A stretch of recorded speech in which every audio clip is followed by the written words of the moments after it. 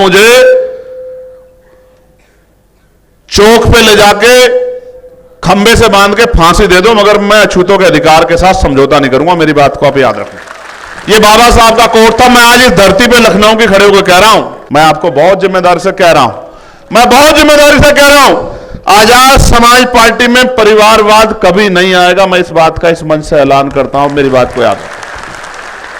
Azad Samaj party में एक ही पैमाना होगा आगे बढ़ने के लिए, वो होगा व्यक्ति का कर्म।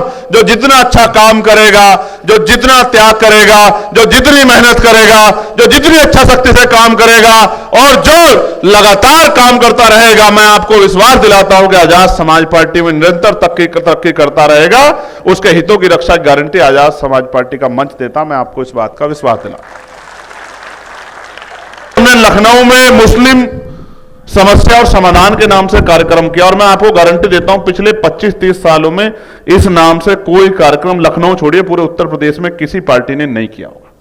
क्योंकि करंट लगता है मुसलमानों का नाम लेने पे, मुसलमानों का नाम लेने पे करंट लगता है। उनकी समस्या तो बहुत दूर की बात है और समाधान तो आप छोड़ ही दो। जिस दिन समाधान कर दिया तो कुछ लोगों की तो राजनीतिक दुकानें बंद हो जाएंगी। जो लोग राजनीतिक दुकान चला रहे हैं मुसलमानों के आधार पर, उनकी तो राजनीतिक दुकानें बंद हो जाएंगी अगर समस्या का समाधान हो गया। मतलब अगर मुसलमान यहां उसको इंसान जैसे जिंदगी और इज्जत सम्मान मिलने लगा, हक अधिकार मिलने लगे, उनके साथ जुर्म जाति बंद होगी, धर्म के नाम पे, क्षेत्र के नाम पे अपमान बंद हो गया, तो मैं कह रहा हूं कुछ लोग तो राजनीति खत्म ही हो जाएगी, घर बैठ जाएंगे। वो कार्यक्रम किया तो तय हुआ, आज एक मेरे भाई यहां नहीं है, हमें तय हुआ कि हम पिछड़ा वर्ग सम्मेलन करेंगे और हमने प्रदेश की टीम से बात की। पिछड़ा वर्ग सम्मेलन हुआ कि तिथि तय हुई तो दूसरी पार्टी ने रैली की तारीख तय कर दी और हम नहीं चाहते कभी हम लोग इस तरह से बटे हुए दिखाई दे एक दूसरे के विरोध में, क्योंकि हमारी लड़ाई उनसे नहीं है। तो हमने अपना कार्यक्रम पीछे ले लिया। तमाम तरह की आलोचना की गई कि डर गए, वैसे डरते वरते तो भैया हम किसी से नहीं है। हम इस सरकार से नहीं डरते। आप लोग तो ना सत्ता में ना विपक्ष में, आप समझो, आपसे तो क्या डरेंगे। हम संविधान के विरोध में जाने से डरते हैं।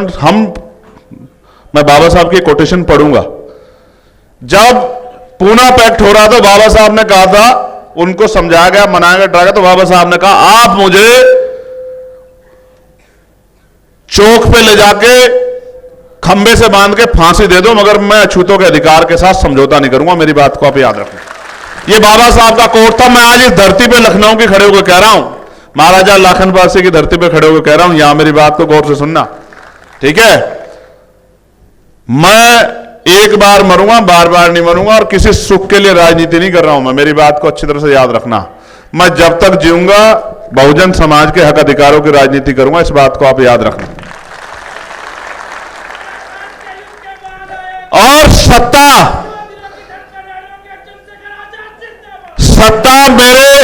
मेरे जेब में नहीं है। अगर सत्ता मेरे जेब में होती या मुझे व्यक्तिगत कहीं से सत्ता लानी पड़ती, तो अगर मुझे हजारों लोगों के ऊपर से भी गुजरना पड़ता तो मैं सत्ता लाके आपके पैरों में रख देता। ये लोकतंत्र है। अगर राजतंत्र होता और तलवार के दम पे सत्ता आती तो मैं उस लड़ाई को भी लड़ता आपके लिए। मेरी बात को गौर से सुनना आप। लेकिन क्योंकि ये लोकतंत्र है और कलम से और वोट से शक्ति मिलेगी, इसलिए ये लड़ाई में जब तक आप अपना किरदार अदा नहीं करोगे, अपना रोल अदा नहीं करोगे, अपनी जिम्मेदारी नहीं उठाओगे, तब तक इस लड़ाई को हम लोग नहीं जीत सकते। और जिस दिन आपने अपनी जिम्मेदारी उठा ली, मैं गारंटी देता हूं आपको कि आजाद समाज पार्टी भीम आर्मी जैसा कार्यकर्ता किसी पार्टी पे नहीं है। आज के समय में देश की किसी पार्टी के पास इतना मजबूत और ताकतवर कार्यकर्ता, संघर्षशील कार्यकर्ता नहीं। बस वो अपनी जिम्मेदारी समझ ले। जैसे वो मेरी एक आवाज पे पता नहीं कहां से आता है, उड़ता रहता है, इधर भी दौड़ता है, उधर भी दौड़ता है, और एडमिनिस्ट्रेशन कहता है कहां से आगे। अगर वो बस मेरे कहे से जो बात मैं कहता वो भी करना शुरू कर दे तो सारी बात ठीक हो जाएगी। तो प्यारे साथियों, अब आते हैं पिछड़े वर्ग सम्मेलन पे। तो भाई मैं जब पढ़ रहा था, इस पूरे उसको समझ रहा था, तो मैंने वर्ण व्यवस्था पढ़ी, फिर जाति व्यवस्था पढ़ी। आप लोगों को भी पढ़नी चाहिए। कुछ मैं उस तरह के सोर्स लाया हूं आपको बताने के लिए कि आपकी समझ में आए। और बहुत सारी जो इस समय जो राजनीति चल रही है उस पर भी मैं अपनी बात रखूंगा। लेकिन पहले महत्वपूर्ण बात जिससे आपको और जिस वजह से मैंने आपसे आग्रह किया आने का, और जिसको सुनना है आपको, समझना, क्योंकि आज समझने की जरूरत है। पहली बात यह है कि 1928 में बंबई प्रांत के गवर्नर महोदय मिस्टर OBH स्टार्ट, जो ICS थे नाम के एक अधिकारी की अध्यक्षता में पिछड़ी जातियों के लिए कमेटी नियुक्त हुई। इस कमेटी में डॉक्टर बाबा साहब अंबेडकर ने ही शूद्र वर्ग की जुड़ी जातियों को other backward class, other backward caste के नाम से संबोधित किया। एक बात। दूसरी बात, मैं तो इस बात को नहीं मानता, क्योंकि मैं मानता हूं कि जातियां हमारे महापुरुषों ने नहीं बनाई है। जातियां इंसानों को बांटने के लिए बनाई गई है, वैचारिक रूप से धर्म और तमाम तरह की चीजें, वो क्योंकि जीवन जीने की पत्तियां हो सकती हैं, लेकिन जातियां नहीं हो सकती। जातियां जानवरों में तो हो सकती हैं, प्रजातियां भी जानवरों में हो सकती है, लेकिन इंसानों में नहीं हो सकती, क्योंकि एक ही प्रक्रिया से बच्चा पैदा होता है और उसको बचपन में जब वो छोटा होता है, या यहां जितने लोग बैठे हैं, मैं गारंटी से कह सकता हूं, आप अगर आपको नाम ना बताया जाए, पीछे का सरनेम ना बताया जाए, तो आप नहीं बता सकते, आप कितने भी विद्वान क्यों ना हो, कि किस जाति का है। अगर उसके नाम के पीछे पाल ना लगाओ, प्रजापति ना लगाओ, कश्यप ना लगाओ, मौर्य ना लगाओ, शाक्य ना लगाओ, बिंद ना लगाओ, राजभर ना लगाओ, केवट ना लगाओ, जाट ना लगाओ, गुजर ना लगाओ, यादव ना लगाओ, लोधी ना लगाओ, अगर ये सब चीजें नहीं लगी, जाटा ना लगाओ, सोनकर ना लगाओ, धानुक ना लगाओ, पटेल ना लगाओ, अगर ये सब चीजें, राजपूत ना लगाओ, गोत्र के रूप में शर्मा, चौबे, छब्बे, दूबे, ये ना लगाओ, तो आप नहीं बता सकते। श्रीवास्तव ना लगाओ कि ये आदमी किस जाति का है, क्योंकि कोई इस जाति को नापने का कोई पैमाना, पैरामीटर इस देश में नहीं है। जब हम बताते हैं कि मैं संजीव पाल हूं, मैं सुनील चौधरी हूं, मैं ये हूं, मैं वो हूं, मैं एक्स हूं, मैं वाई हूं, मैं जेड हूं, तब हमें पता लगता है कि यह आदमी कौन। तो हमारे महापुरुषों ने जातियां नहीं बनाई, इसलिए मैं बहुत जिम्मेदारी से कह सकता हूं कि कोई ऊंचा नीचा नहीं है।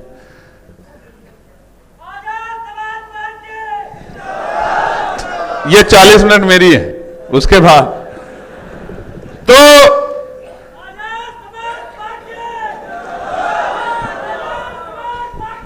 जिंदाबाद। होता क्या है, मैं बड़ा प्रैक्टिकल आदमी, जैसे मैं किसी बात को आपको समझा रहा हूं, अचानक से कोई और बोलेगा, आपका ध्यान दूर चला जाएगा, तो मेरी बात का जो प्रभाव या आप तक जो पहुंचनी है वो नहीं पहुंच पाएगी। आपने इसका जनरल वो समझो, स्कूल आपने देखा है ना, जब टीचर पढ़ाता है, दो बच्चे अगर आपस में बात करते हैं, इधर उधर देखते हो या फोन यूज करते हो, तो टीचर अगर उनसे पूछ ले कि भाई बताओ मैंने क्या पढ़ा है, तो वो फिर उनका ध्यान ही नहीं होता है। इसलिए मैं आपसे कह रहा हूं कि मैं आपके मनोभाव को समझता हूं, आपके प्यार को समझता हूं, लेकिन अभी आप मेरे ऊपर ये कृपा करें कि मुझे सुने। यही आपका सबसे बड़ा प्रेम है आज के समय में। मैं वॉलंटियर बहनों का अपनी बहुत धन्यवाद दूंगा, ये बड़ा काम कर दिया है हमारी टीम ने, बहनों को वॉलंटियर बना दिया, ये बड़ा काम है, मैं इसके लिए आभारी। वॉलंटियर भाइयों का भी, बहनों का ज्यादा। तो प्यारे साथियों, तो लेकिन ये जो फ्रैक्शन बनाए गए हैं, व्यवस्था में जो बनाए गए हैं, संविधान से पहले जो व्यवस्था थी, जिसको हम लोग मनुवादी व्यवस्था कहते हैं, उसका प्रभाव तो अभी भी दिखता है, लेकिन उस व्यवस्था में ब्राह्मण, क्षत्रिय, वैश्य वर्ण बनाए गए, शूद्र बनाया गया, और शूद्र को कुछ आइडेंटिफाई किया गया है, बताया गया है उस समय की उसमें कि ब्राह्मण, क्षत्रिय और वैश्य जैसे उच्च वर्ण की जाति आती थी, वैसे ही बैकवर्ड क्लास में सबसे पिछड़ी अछूत बनाए गए जातियों और आदिवासी समुदाय को समाविष्ट किया गया, और ऐसे ही अदर बैकवर्ड क्लास में शूद्र वर्ण की जातियों को रखा गया। प्यारे साथियों, मैं शूद्रों के बारे में कुछ आपको बताना चाहता हूं। नौजवानों को जरूर सीखना चाहिए, क्योंकि भूत चढ़ा हुआ है, धर्म का भूत बहुत बड़े पैमाने पर हमारे लोगों को चढ़ा हुआ है, कि जो पुराना संविधान था उन्होंने शूद्रों पे कुछ बैन लगाए। क्या? शूद्र का स्थान वर्ण व्यवस्था में अंतिम रखा गया। शूद्र अपवित्र है, अतएव उसके सम्मुख अथवा उसको सुनकर कोई वैदिक कर्म नहीं हो सकता है। शूद्र को वह सम्मान नहीं है जो अन्य वर्णों को है। शूद्र के जीवन का कोई मूल्य नहीं है। शूद्र का वर्त ब्राह्मण बिना धन दिए कर सकता है, यदि कुछ देना पड़े तो वह नगण्य है। शूद्र को पढ़ाना नहीं चाहिए, उसको पढ़ाना पाप है तथा अपराध है। शूद्र ब्राह्मणों से वाद विवाद नहीं कर सकता है। धन कमाने की शक्ति रखते हुए भी शूद्र को धन अर्जन करने का अधिकार नहीं। शूद्र कोई जायदाद या संपत्ति नहीं रख सकता, और ब्राह्मण जब चाहे उस शूद्र की सब संपत्ति जब्त कर सकता है। शूद्र को कोई राजपद प्राप्त नहीं हो सकता। शूद्र का कर्तव्य ऊंची जातियों की सेवा करना मात्र है, इसलिए वह पैदा हुआ है, इसी में उसकी मुक्ति है। शूद्र के साथ किसी उच्च वर्ण स्त्री की शादी नहीं हो सकती। शूद्र की हत्या करने का कोई पाप नहीं है। शूद्र जन्म से दास है, सर्वदा दास ही बना रहेगा। और इस शूद्र में कौन आता है? जिनकी कुर्सियां बाद में धुलती है वो भी फिर कहते हैं कि भाई हम भी शूद्र हैं, जब उनकी कुर्सियां धो दी जाती। आप ये समझो, आज का बैकवर्ड क्लास, कर्षक जातियां, अति पिछड़ी जातियां, और जैसे रामेश्वर पवन जी कह रहे थे कि सारा शेड्यूल क्लास, शेड्यूल ट्राइब सब इसी बैकवर्ड क्लास में शूद्र में आता है आज के परिप्रेक्ष्य में। और इनके लिए उस संविधान में इतनी पाबंदियां थी। और मैं सोचता हूं कि क्या कारण रहा होगा कि इन्होंने इस गुलामी से मुक्ति नहीं ली, इनको ये गुलामी महसूस नहीं हुई।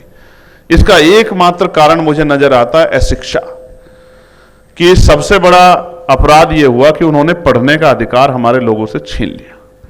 जब पढ़ेंगे नहीं तो पता ही नहीं लगेगा कि सही क्या है और गलत क्या है।